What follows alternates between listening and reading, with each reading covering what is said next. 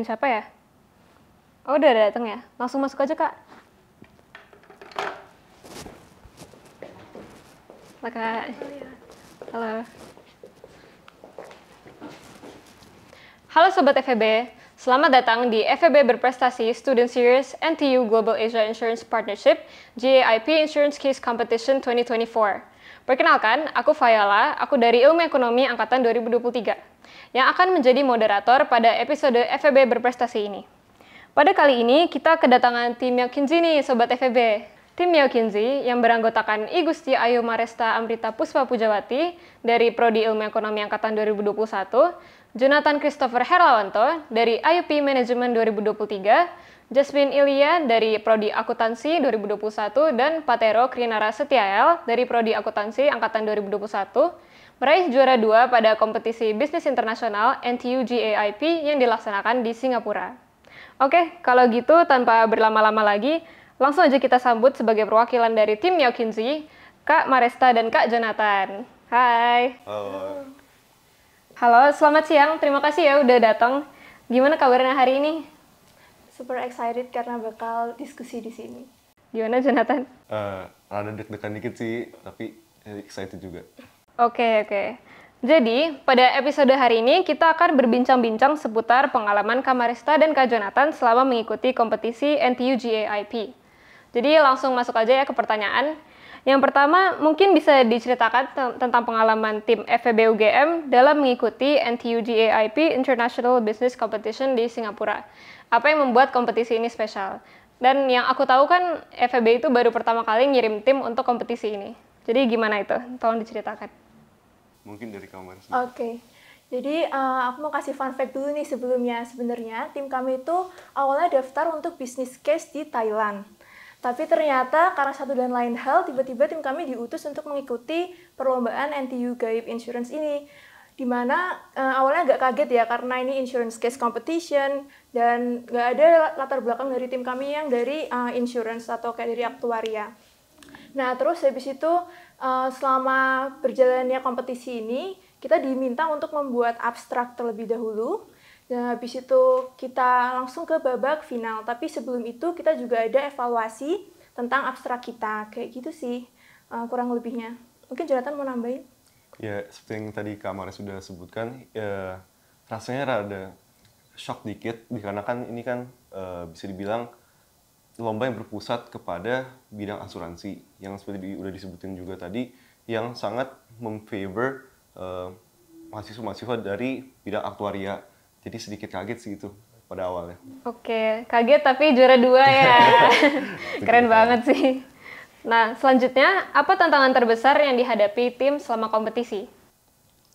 Oke, mungkin untuk tantangan terbesarnya dari case-nya itu sendiri ya. Jadi, karena di insurance case competitions, kita nggak ada background di asuransi, kita awalnya tuh sempat keteteran atau kayak bingung kita sebenarnya harus kasih solusi yang seperti apa yang baik gitu kan. Terus akhirnya dari dosen pembimbing kami menyarankan untuk kita berfokus pada asuransi pertanian, seperti itu. Dan akhirnya kita banyak melakukan diskusi, brainstorming, mentoring dengan beberapa akademisi dan praktisi di bidangnya, yaitu di bidang asuransi. Dan akhirnya kita bisa propose solusi yang inovatif dan juga solutif. Benar. Udah? Oke, lanjut ke pertanyaan ketiga. Bagaimana persiapan tim dalam menghadapi kompetisi ini, baik dari segi bisnis maupun kolaborasi tim? Oke, mungkin persiapannya seingat aku, kita udah persiapan lebih dari 2 bulan sebelumnya. Mulai dari brainstorming ide-ide untuk topik apa sih yang kita ingin mengerucutkan. Soalnya kan dari NTU sendiri membebaskan untuk topik apa yang ingin kita ambil. Dan setelah berbincang juga dengan dosen pembimbing kami, dengan Pak Rimawan, kami menetapkan bahwa kami ingin mengangkat isu asuransi pertanian di Indonesia. Sejak saat itu, kami melakukan berbagai mentorship session yang dipersiapkan oleh CSDU untuk membantu kami mematangkan ide-ide kami. Menurut kamu gimana? Ya, untuk dari segi kolaborasi tim sendiri, menurutku pembagian tim kami itu terbagi secara rata kayak gitu. Jadi misal ada yang di latar belakang, siapa yang mengulik permasalahan yang ada di Indonesia, lalu ada di bagian solusi, dan di bagian implementasi dan juga finansial atau secara segi keuangannya. Dan menurutku karena ada pembagian tim yang menurut aku merata, dan semua anggota tim itu bertanggung jawab, sehingga hasil atau output yang kita keluarkan pun bisa maksimal seperti itu. Keren-keren. Selanjutnya, bagaimana peran dosen pembimbing Pak Rimawan dalam mendukung tim ini selama proses persiapan dan pelaksanaan kompetisi? Mau kamar atau aku? Oke, aku boleh. Oke, menurutku, nanti tambahin aja Ju. Oke. Oke, menurutku Pak Rimawan tuh salah satu kunci kesuksesan dari tim kami menang. Kenapa gitu? Karena sebenarnya awalnya tuh kita kayak ngasih solusi tuh yang basic, kayak yaudah yang penting di industri asuransi pakai AI, dan yaudah gimana caranya bisa tuh efisien kayak gitu. Cuman Pak Rimawan di saat pertemuan mentoring pertama, Pak Rimawan mengajak Pak Gigi untuk langsung bilang ke kita gitu, kalian fokusnya ke asuransi pertanian aja dengan cara mapping dan lain-lain dengan menggunakan satelit. Nah terus dari situ kita langsung kayak, oh iya bener juga apa yang kata Pak Rimawan bilang, kita bisa fokus pada permasalahan lokal, yaitu permasalahan yang ada di Indonesia, dan memberikan solusi yang akhirnya bisa menyelesaikan permasalahan di negara kita sendiri, kayak gitu. Ya, aku juga pengen tambahin, peran Pak Rimawan juga sangat berjasa pada saat hari H. Dikarenakan jujur kita semua udah merasa khawatir, dikarenakan kompetitor-kompetitor kami berasal dari universitas juga yang ternama, bisa dibilang top university in the world. Tapi Pak Rimawan selalu make sure kita feel tenang agar bisa nanti presentasinya dengan baik, dan outputnya pun dikarenakan Pak Rimawan kasih composure yang baik, kita juga bisa mendeliver output yang sesuai harapan gitu sih. Oke, mungkin ini selanjutnya itu pertanyaan yang banyak orang penasaran ya. Apa saja kriteria penilaian dalam kompetisi tersebut? Lalu apa yang membuat tim FEB UGM menonjol sehingga berhasil juara 2? Oke. Kalau menurut pengamatan aku, kita kan juga melakukan mentorship session dengan pihak NTU juga. Dari sana kita sempat dikasih saran dan rekomendasi serta kritik mengenai progres kami. Dan salah satu hal yang mereka tonjolkan adalah mereka ingin mencari inovasi-inovasi terbaik di antara partisipan lombanya.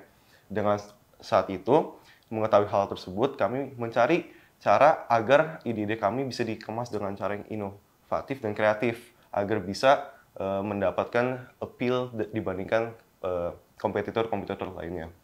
Kalau dari Kamaris gimana? Kalau dari aku, dari segi solusi yang kita bawakan, itu pertama dari permasalahan yang urgensinya tinggi, yaitu permasalahan pertanian dan potensi risiko di sektor pertanian itu sendiri. Lalu yang kedua, dari segi solusi, kita itu autentik. Jadi ada ciri khasnya tersendiri dan ada keunikannya sendiri dari solusi kita. Nah, terus dari segi implementasi, menurutku kita tuh komprehensif. Kenapa begitu? Karena yang pertama kita udah ngasih tahu atau menjabarkan siapa aja stakeholder yang akan kita ajak kerjasama, lalu dari segi timeline, KPI, bahkan hingga anggaran atau potensi juga manfaat yang akan diterima dari implementasi strategi atau solusi kami gitu. Oke, lanjut ke pertanyaan yang nyambung dari sebelumnya. Jadi, apa inovasi dan solusi yang ditawarkan oleh tim Yao Kinsey? Mungkin Kamaris dulu. Oke, jadi tujuan dari solusi kami yaitu untuk generate the new market of the agricultural insurance di Indonesia. Karena sampai saat ini yang mempunyai produk asuransi itu, asuransi khususnya asuransi pertanian adalah Jasindo. Jadi kita berusaha atau berupaya untuk menumbuhkan pasar di asuransi pertanian itu sendiri. Dan bagaimana caranya? Yang pertama, caranya ada IoT sensor yang nanti bakal dijelaskan lebih lanjut dengan Jonathan, dan juga ada integrated scoring system. Nah, integrated scoring system itu sendiri merupakan sebuah strategi di mana kami mendapatkan referensi strategi tersebut dari social credit system yang sudah diterapkan di China. Nah, integrated scoring system itu akan menghitung berapa potensi resiko dari berbagai macam variabel di pertanian sehingga akan menghasilkan nilai risiko bagi setiap petaninya. Jadi itu kayak nanti manfaatnya bisa dibuat jadi personalized premium. Jadi setiap petani akan memiliki nilai premi yang berbeda-beda berdasarkan tingkat risiko yang dimiliki. Seperti itu. Kalau untuk menyambung dan tentang hal Kamaris tadi mengenai IoT sensor, jadi IoT sensor sendiri itu bisa ya dari namanya juga udah self-explanatory, merupakan sensor yang bisa mendetek segala hal yang ada contoh di ladang pertanian tersebut. Dengan hal tersebut kita bisa melihat mana which crops yang sebenarnya ada potensi untuk mengalami kegagalan panen, sehingga nanti dalam flow pendeteksi kegagalan panennya bisa lebih gampang di bidang asuransinya, dan juga untuk pencairan dana dari asuransi juga bisa makin cepat. Dan itu fungsi dari IoT sensor. Dan apa hubungannya dengan credit scoring system? Dengan credit scoring system, kita dengan ada IoT sensor dan credit scoring system, kita bisa saling bersinergi untuk melihat keselarasan di antara keduanya. Oke, selanjutnya, apa saja pelajaran berharga yang didapatkan tim dari mengikuti kompetisi NTU GAIP, baik secara personal maupun profesional? Oke, mungkin aku mulai dulu. Kalau dari aku, karena ini merupakan salah satu mungkin lomba internasional pertama yang saya tempuh sama sepanjang hidup saya merasakan bahwa dari mentorship session, khususnya di mentorship session dengan Bu Oki untuk public speaking, saya merasa bahwa public speaking saya itu masih kurang, dan setelah menempuh mentorship session tersebut, saya merasakan bahwa saya harus melakukan ini dan ini untuk bisa melakukan improve as an individual, khususnya di bagian public speaking. Dari segi problem solving juga, dikarenakan kami sering bekerja sama dengan satu dengan lainnya, kami bisa saling bertukar ide, lalu belajar untuk problem solve masalah-masalah yang bisa dibilang lumayan rumit. Nah, itu dari saya sih. Oke, kalau dari aku, dari segi personal sendiri, yang pertama ini ningkatin awareness dan rasa empati. Kenapa begitu? Karena setelah mengetahui bagaimana kondisi pertanian yang sesungguhnya ada di Indonesia, yang masih berada di bawah kemiskinan, lalu potensi risiko di masa depan, itu membuat kita sadar bahwa pertanian ini merupakan hal yang perlu diberikan sebuah solusi yang solutif seperti itu. Lalu untuk segi profesional sendiri, sebenarnya setelah adanya kompetisi ini, itu membuka banyak peluang baru. Kita banyak diajak diskusi sama praktisi maupun akademisi.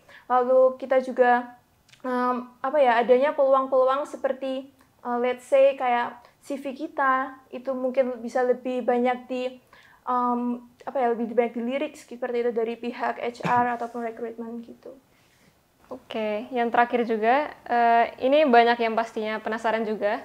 Apa saran atau motivasi yang kalian bisa berikan kepada mahasiswa lain yang tertarik ikut lomba internasional, entah itu NTU GAIP atau yang lainnya? Oke, mungkin kalau dari aku sendiri, yang pertama jangan minder, sama jangan pesimis gitu. Dan jangan takut untuk mencoba, karena saat ini sebenarnya FEB UGM lagi banyak membuka peluang-peluang untuk perlombaan internasional. Jadi buat teman-teman semua jangan takut untuk dicoba. Ya daftar dulu aja dan rasakan bagaimana dinamikanya. Dan saat misalnya perlombaan jangan juga merasa pesimis seperti itu. Gitu sih kalau dari aku. Kalau dari aku juga sebenarnya mirip dengan Kamares. Salah satu saran dari aku sih jangan takut mencoba. Karena kalau misalnya aku inget banget lomba pertama aku yang aku ikutin di FEB UGM itu langsung lomba Harvard bareng Kamares juga. Dan itu dari sana aku belajar banyak banget. Dan kalau misalnya saat itu aku takut mencoba hal baru, mungkin aku nggak bisa ada di titik seperti ini. Itu sih yang aku mau highlight. Oke. Wow, sharing dari Kak Maresta dan Kak Jonathan sangat insightful ya Sobat FEB. Kalau aku boleh menegaskan beberapa poin penting. Jadi pada awalnya kan Jonathan sendiri juga baru ikut lomba internasional. Kak Maresta mungkin udah punya beberapa pengalaman. Nah dari situ mereka coba trial and error dan belajar, dan tentunya dengan bimbingan Pak Rimawan sebagai dosen pembimbing. Akhirnya mereka bisa berhasil juara 2, keren banget. Dan tadi juga dikatakan kuncinya adalah jangan takut mencoba. Oke, terima kasih Kak Maresta dan Kak Jonathan atas pengalaman yang menarik dan juga masukannya yang bermanfaat. Lalu saya ucapkan juga terima kasih kepada Sobat FEB yang telah menonton FEB Berprestasi Student Series pada kali ini. Kalau begitu, sampai jumpa di episode FEB Berprestasi selanjutnya. Dadah!